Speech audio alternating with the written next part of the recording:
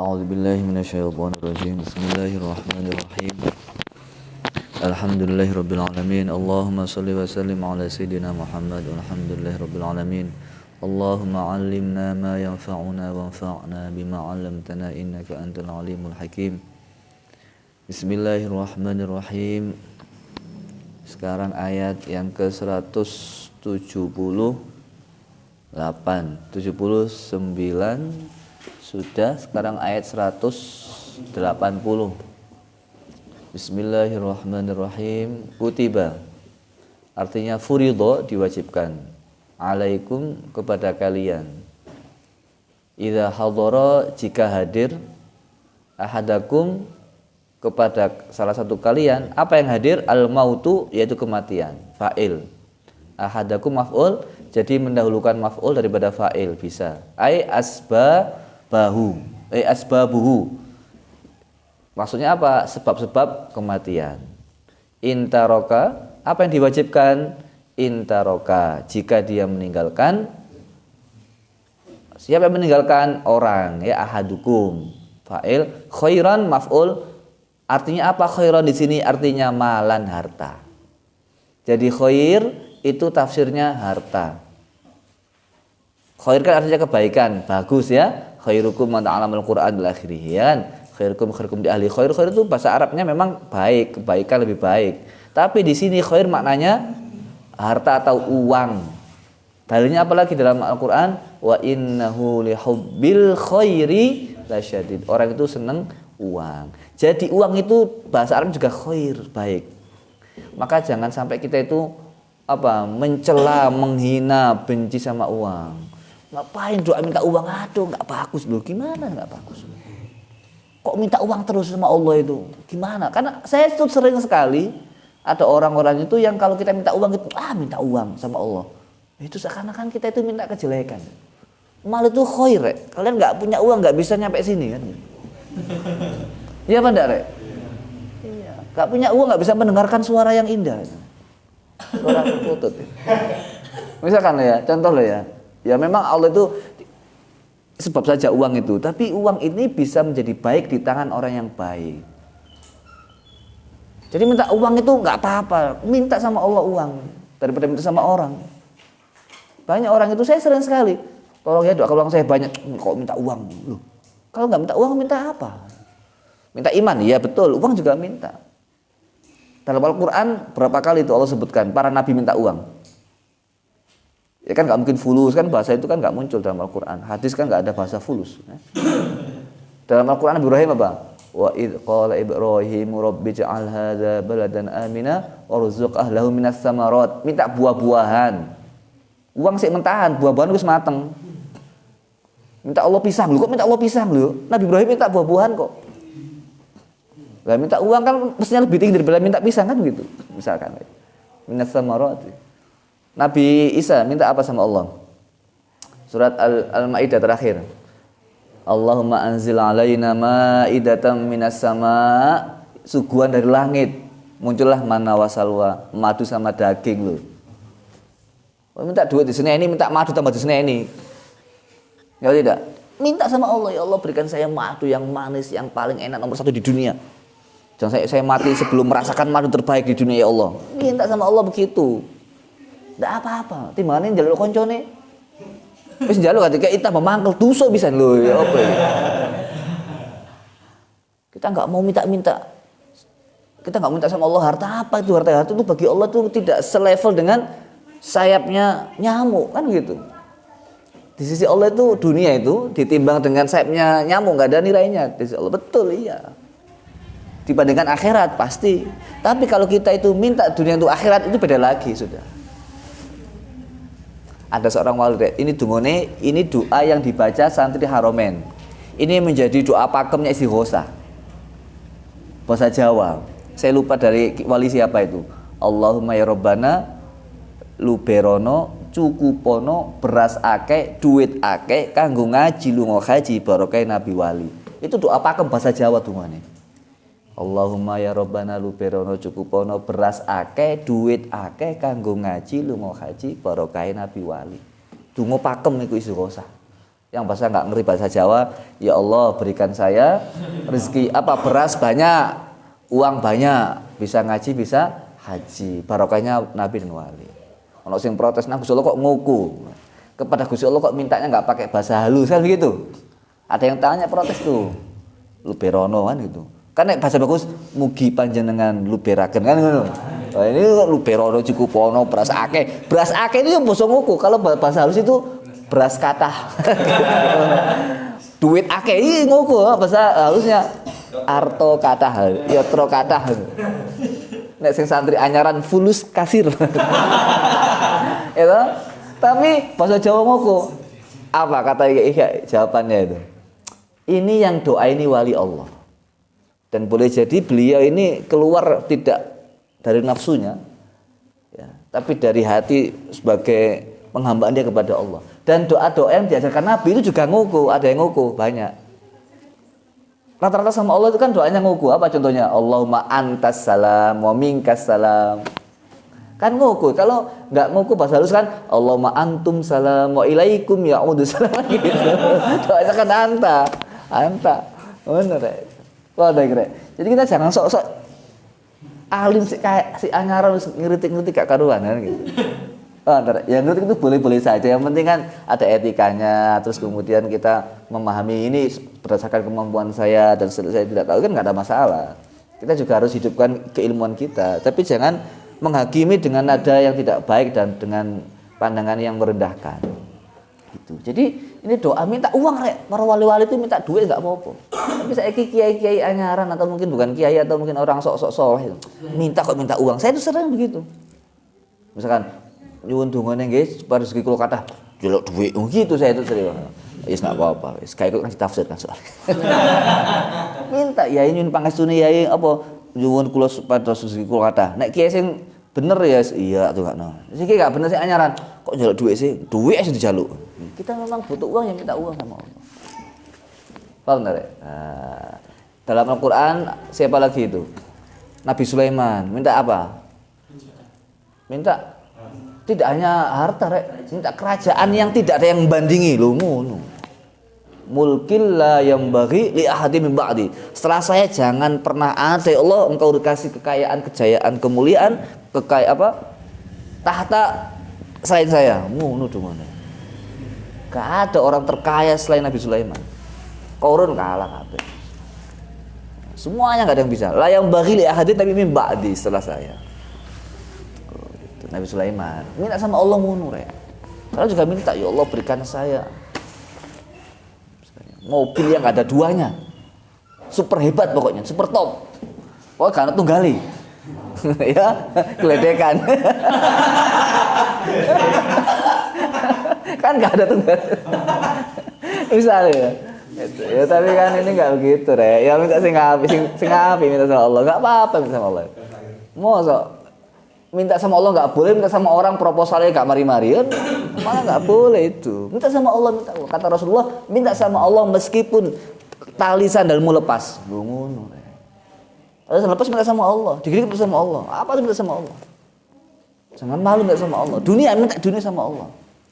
Buktinya apa? Rabbana atina fid dunya hasanah wa fil akhirati hasanah. Banyak orang itu nggak mau minta dunia macam-macam. Dunia jangan jadikan tujuan, iya betul. Tapi kita minta sama Allah apa yang kita menjadi kebutuhan kita. Bahkan, oh ya ini rek, mau saya ingat rek, ini juga perlu diperhatikan. Allahumma ahyini miskinan wa amitni miskinan wahsyurni apa? Iya jelas tuh. Allahumma ahyini miskinan wa amitni miskinan. Miskinan di situ artinya bukan miskin harta, ingat. Miskin di situ bukan miskin, tapi apa? Dari kata sakinah. Saya sudah baca tafsirnya itu, saya sudah baca syarah-syarahnya. Saya sudah buka kamus Mu'jamul Lisanul Arab, Al-Mu'jam Al-Wasit. Pokoknya kamus-kamus miskin itu tidak harus artinya miskin harta. Miskin itu artinya itu sakinah, dari kata tafsirnya itu lawan kata dari kata kibr. Lawan kata dari kata sombong, tawadhu. Sakinah juga maknanya tenang. Jadi Allah hidupkan saya dalam tawadhu, matikan saya dalam tawadhu. Jangan sampai saya mati dalam keadaan sombong. Itu tafsirnya. Lihat syarahnya hadis itu. Sahih hadisnya. Sarahnya dilihat ulama-ulama itu. Jadi miskin itu artinya bukan miskin harta, tapi dalam keadaan hati yang merendah. Dalilnya apa lagi korinahnya? Allahumma inni a'udzubika minadz-dzillati wal qillati wal faqri. Nah, itu berlindung kepada Allah dari kefakiran dan dari harta yang sedikit. Hadisnya sudah saya cek. Sesuatu yang menjadi populer di masyarakat enggak benar itu saya telusuri. Saya harus pastikan. Allahumma inni a'udzubika minadz-dzillati, kehinaan, wal qillati, sedikit harta. Wal faqri. Doa sujud kan Nabi juga ada itu doa sujudnya. Banyak doa itu. Jadi kita ini harus berlindung dari kefakiran.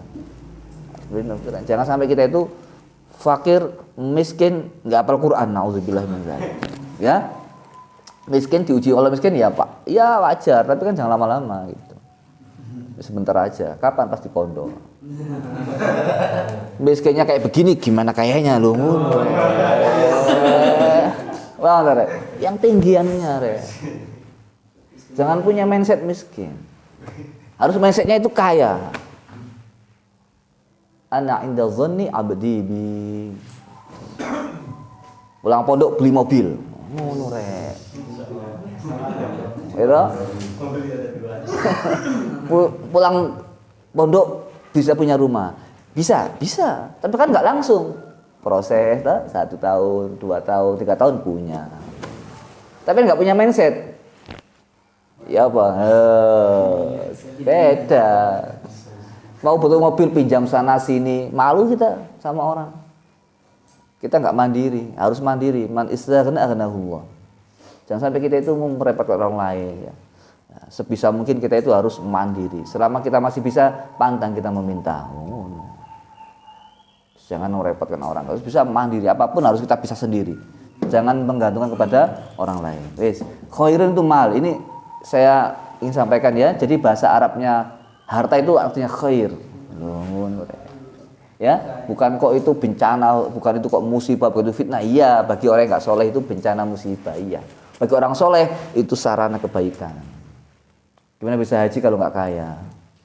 Gimana bisa sedekah kalau enggak kaya? Ya bisa sedekah. Zakat. Nah, jadi kita ini harus kaya ya, minimal biasanya santri kaya hati Ustaz, iya bisa apa-apa. Di mana gak blas. Wow, nah ini ya. Wes. Al-wasiyatu.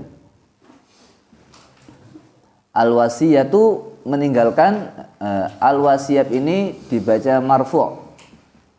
Intaraka khaira, jika dia meninggalkan al-wasiyatu marfu'un bi kutiba. Oh, kutiba ini naibul fa'ilnya al-wasiyatu. Ya. Nah, tadi belum disampaikan diwajibkan apa? Diwajibkan al-wasiyatu, wajib membuat wasiat.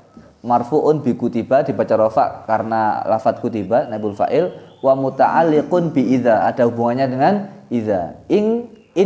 In ya, in kanat dzarfiyah. In itu adalah dzarfiyah. Dzarfiyatan, khabarnya kanat ya. In itu dzarfiyah. Wa dalun ala jawabiha, dan menunjukkan jawabnya. In kanat syartiyatun wa jawabu in ay falyusi. Kalau ini itu syarat, jawabnya mana? Jawabnya itu yusi. In taraka falyusi. Ya, gitu. Dia jika dia meninggalkan harta, maka hendaknya dia berwasiat. Nah, jadi jawabnya dibuang. Ya, in kanat syartiyah, in utawi in bahasa Jawa, in itu mubtada, kanat khobar, bukan in kanat syartiyah ya. Jadi in utawi kalimat in kanat itu ada apa? In syartiyatan itu syartiyah, wa jawabu in utawi mubtada, jawabnya in ai falyusi itu adalah falyusi. Jika dia punya harta banyak, maka hendaknya dia berwasiat. Kalau nggak punya harta berarti nggak usah wasiat. Wis ya, nggak ngerepotkan orang udah bagus. Nah, jadi kalau punya harta banyak, hendaknya dia berwasiat. Diwajibkan. Ini wajib ya. Bagi siapa? Lil walidaini, wajib bagi kedua orang tua. Wal aqrabina, dan orang-orang terdekatnya. Bil ma'rufi, dengan baik. Bil ma'ruf itu apa tafsirnya? Tafsirnya itu bil adli, dengan adil. Adil itu apa maksudnya di sini? Adil itu adalah bi alla yazida ala sulusi, tidak lebih dari sepertiga. Wala yufaddalul ghaniyyu, dan tidak diutamakan orang yang kaya. Jadi jangan berwasiat untuk orang kaya, Rek. Nah, kalau harta saya mati kasihkan orang paling kaya sak kampung ya. Ya enggak boleh. Enggak adil namanya. Ya, seperti itu. Saya terangkan umum nanti setelah selesai aja. Hakon masdar kelawan ini ya. Masdar muakkad secara betul, secara benar, secara hak, sesuai aturan, yaitu sepertiga tadi itu ya. Muakkadun yang menguatkan limadmunil jumlah, kandungannya jumlah qablahu sebelum kalimat hakon ini. Bagi siapa? Alal muttaqina, wajib bagi orang-orang yang bertakwa. Jadi lil walidaini ini artinya apa? Lil walidaini wasiat untuk orang tua, wal aqrabina dan orang kerabat. Yang wasiat siapa? Orang yang bertakwa.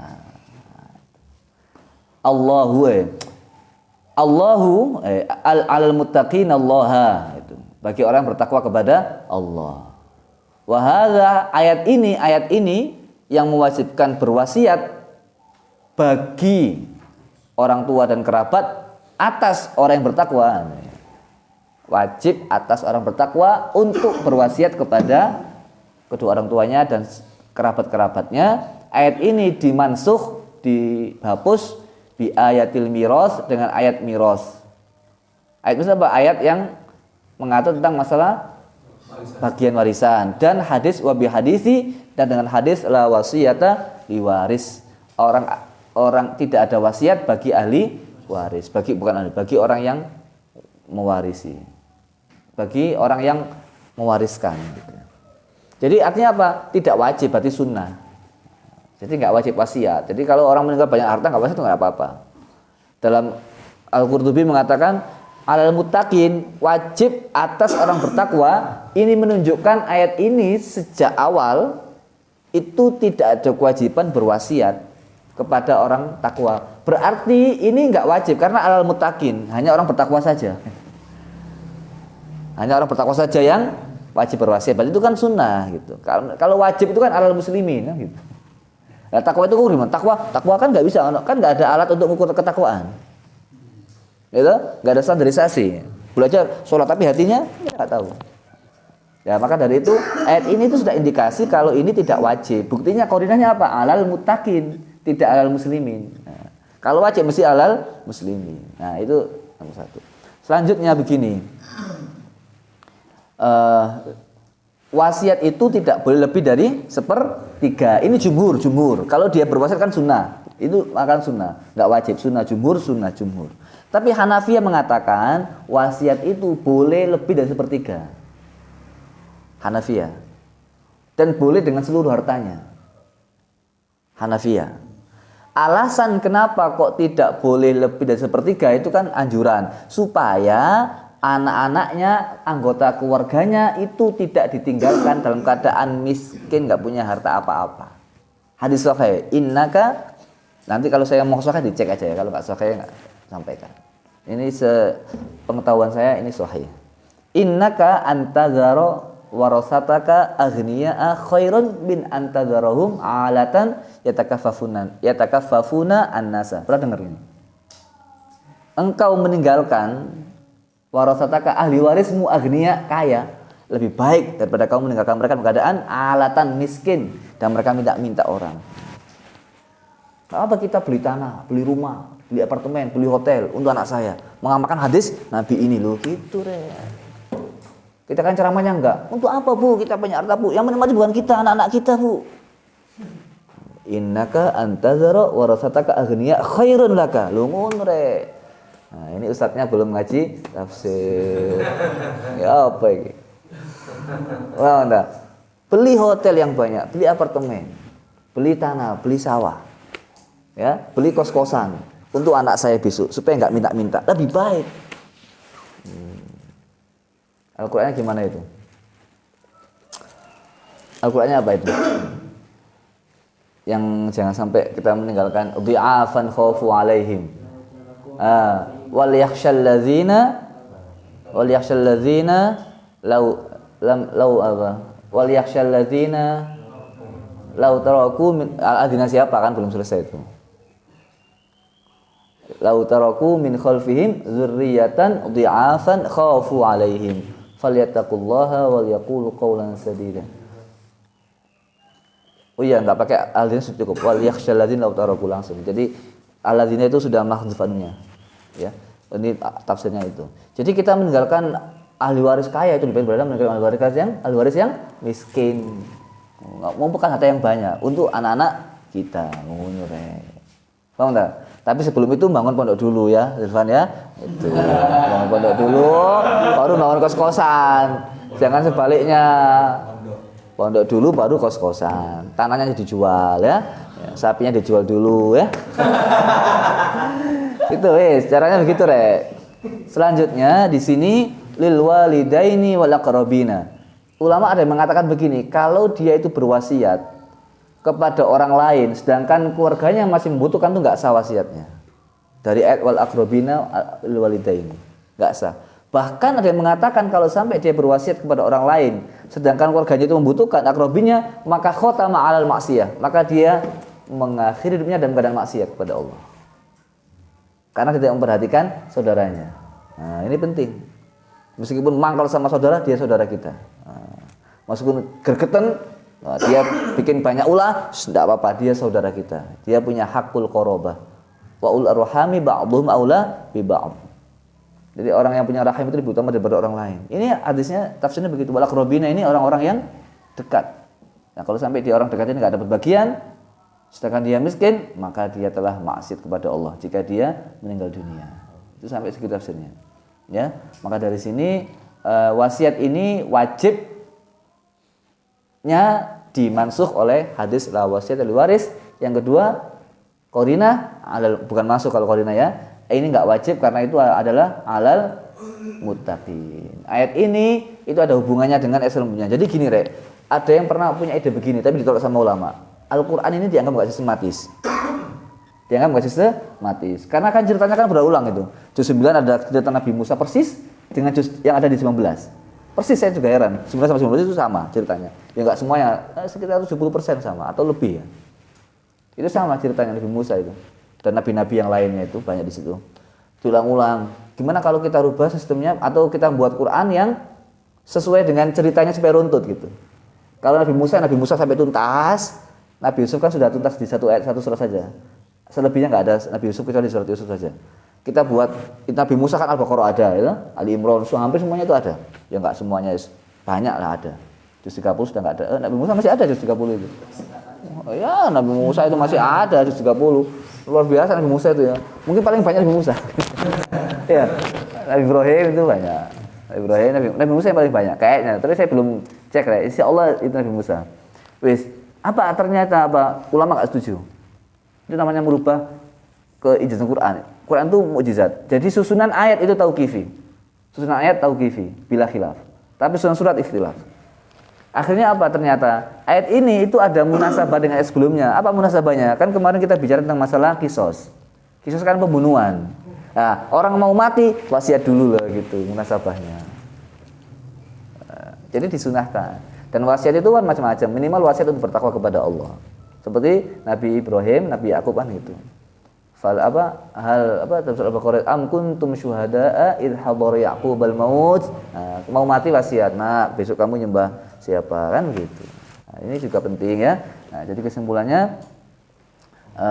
wasiat itu hukumnya sunnah dan sepertiga itu tidak wajib bagi mazhab Hanafiyah. Boleh semuanya jika anaknya itu sudah kaya-kaya dan akhirnya ridho pasti ya. Kalau jumhur nggak boleh lebih dari sepertiga, maksimal sepertiga. Tujuannya apa? Supaya ahli warisnya itu bisa merasakan harta orang tuanya. Maka kalau bisa kita itu, ya Allah jangan matikan saya sebelum saya punya peninggalan untuk anak-anak saya. Tinggali apa? Tinggali kos-kosan, tinggali hotel, tinggali apartemen, pondok, tinggali pondok malah bagus. Oh, jadi tinggali utang seakan. Mas mati ngerepoti kan. Ya, alhamdulillah toh. Jadi kita harus kaya, Rek. Mulai sekarang sudah ditata. Ya, waqiahnya sampai telat, wiridnya sampai telat, istighfarnya, sholawatnya, minta sama Allah, minta sama Allah. Yang pertama ingat, pokoknya ya, ini kata kunci, jangan sampai lupa seumur hidup. Apapun wiridan kita, kita nomor satu minta ridho sama Allah, minta Allah ridho sebagai ibadah kita kepada Allah. Minta harta 10 miliar nggak apa-apa, tapi doa kita sebagai niat ibadah kepada Allah. Kalau saya ibadah kepadamu ini dengan saya berdoa, isinya apa isinya? Isinya doa saya minta harta 10 miliar. Ya, setahun, jangan seumur hidup, titik. Setahun ya Allah 10 miliar gitu. Ya, tapi saya belum doa begitu. Nanti insya Allah. Ya, wah itu ya, ya, itu. Ini untuk mengkanter harta yang kita miliki, kita nggak bisa menikmati, nggak usah harta. Itu mengkanter itu. Yang kedua, harta itu apa? Padahal mal itu khairah. Mari ceramah ke diamplopi kapok ceramah itu. Mari ceramah nggak penting ya diamplopi kapok. Wah, tapi kalian nggak usah gitu ya. Nggak usah gaya-gaya gitu. Tapi ya harus ikhlas, nggak mungkin nggak ikhlas, jangan nggak ikhlas Nah, harus ikhlas. Kita itu harus dilatih semuanya serba free ya.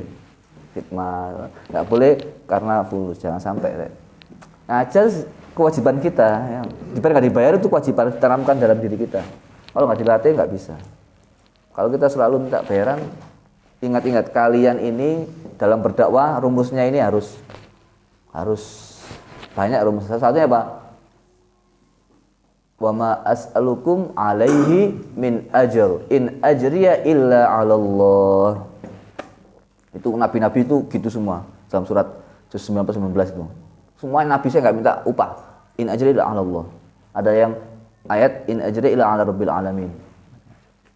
Dan orang yang bisa diikuti itu siapa? Ingat ini, rumusnya, ingat ini.